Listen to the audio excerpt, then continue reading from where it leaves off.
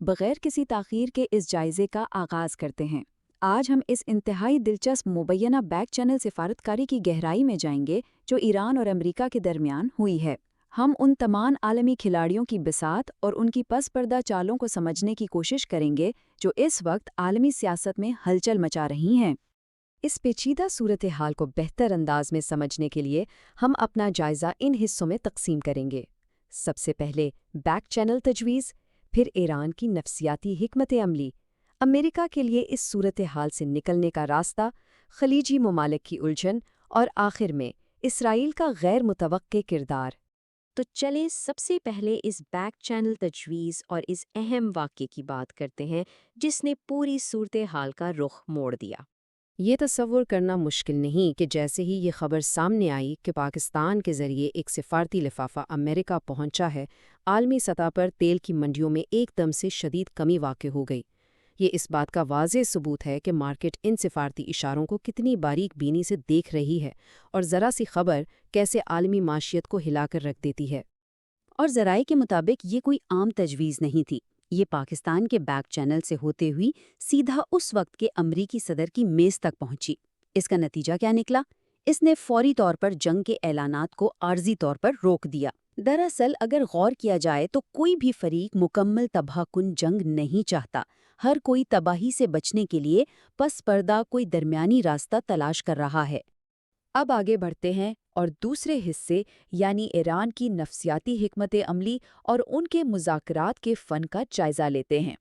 ذرائع اس بات کی نشاندہی کرتے ہیں کہ ایران نے مذاکرات میں دباؤ کا ایک شاندار نفسیاتی کھیل کھیلا۔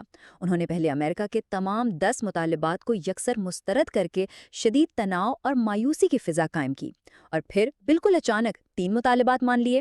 یہ ایک انتہائی کمال کی سفارتی چال ہے جس سے مذاکرات کاروں کو یہ محسوس ہوتا ہے کہ پیش رفت ہو رہی ہے، حالانکہ گیم کا اصل کنٹرول اب بھی ایران کے پاس ہی رہتا ہے۔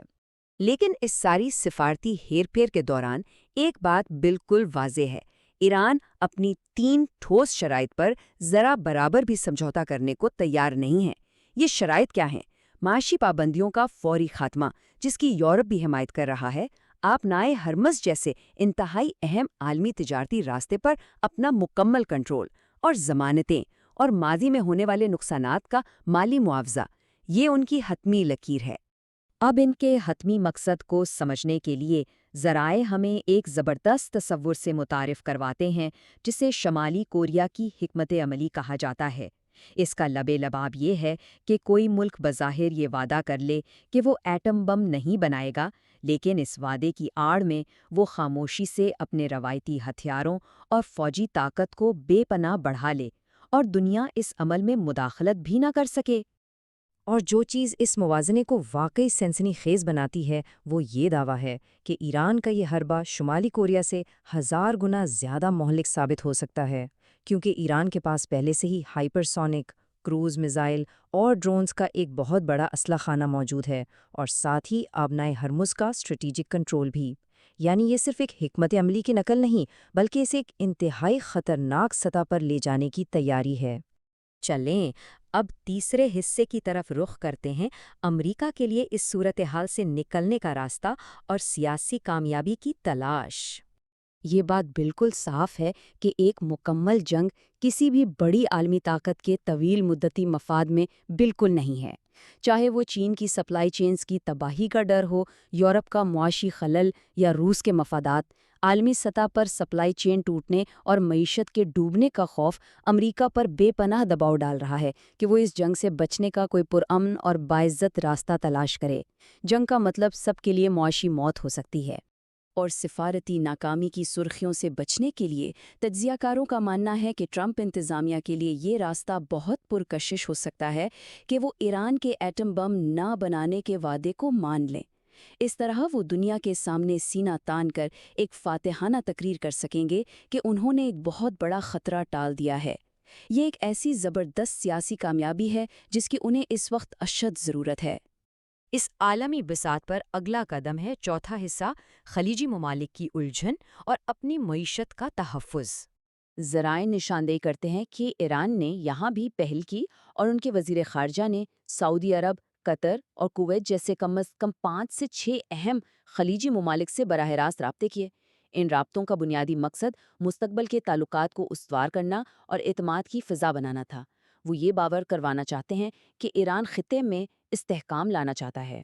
لیکن ان رابطوں کے پیچھے خلیجی ممالک کا ایک بہت بڑا اور بالکل جائز خوف چھپا ہے۔ وہ پختہ ضمانتوں کے لیے بے چین ہیں۔ سوچنے کی بات یہ ہے کہ انہیں یہ ڈر ہے کہ اگر صرف 1 یا 1.5 ہفتے کے لیے بھی جنگ چھڑ گئی تو ان کا برسوں کی محنت سے کھڑا کیا گیا سیاحت کا نظام، انفراسٹرکچر اور تمام معاشی ترقی لمحوں میں ریت کی دیوار کی طرح گر سکتی ہے۔ اور آخر میں ہم اس بساط کی سب سے بڑی اور آخری رکاوٹ کی طرف آتے ہیں، ہمارا 5واں حصہ، اسرائیل کا غیر متوقع کردار۔ رپورٹس واضح طور پر بتاتی ہیں کہ اسرائیل کسی بھی ایسے صفاتی معاہدے کی شدید مخالفت کر رہا ہے۔ اس کی وجہ بہت سادہ ہے۔ اگر ایران سے معاشی پابندیاں ہٹتی ہیں تو لامحالہ ان کے حمایت یافتہ گروپس کو بے پناہ مالی امداد ملے گی۔ مزید یہ کہ اسرائیل اس بات پر بھی شدید فکر مند ہے کہ ایران نے امریکی دفاعی کمزوریوں کا نیا ڈیٹا حاصل کر لیا ہے اور روس کے ساتھ ان کی شراکت داری اب ایک مضبوط اور انتہائی خطرناک شکل اختیار کر چکی ہے۔ اور یہ تمام تر صورتحال ہمیں ایک انتہائی اہم، فکر انگیز اور آخری سوال کی طرف لے جاتی ہے جو اس پورے جائزے کا نچوڑ ہے۔ کیا اسرائیل واقعی کسی ایسے معاہدے پر راضی ہوگا جہاں ایران ایٹمی طاقت تو نہ بنے لیکن اس کی روایتی فوج، جدید میزائل اور اتحادی نیٹ ورکس نہ صرف برقرار رہیں بلکہ مالی طور پر بھی مکمل آزاد ہو جائیں؟ یہ وہ سوال ہے جس کا جواب مشرق وسطی اور شاید پوری دنیا کے مستقبل کا فیصلہ کرے گا۔ اس عالمی بساط کی اگلی چال واقعی دیکھنے لائق ہوگی۔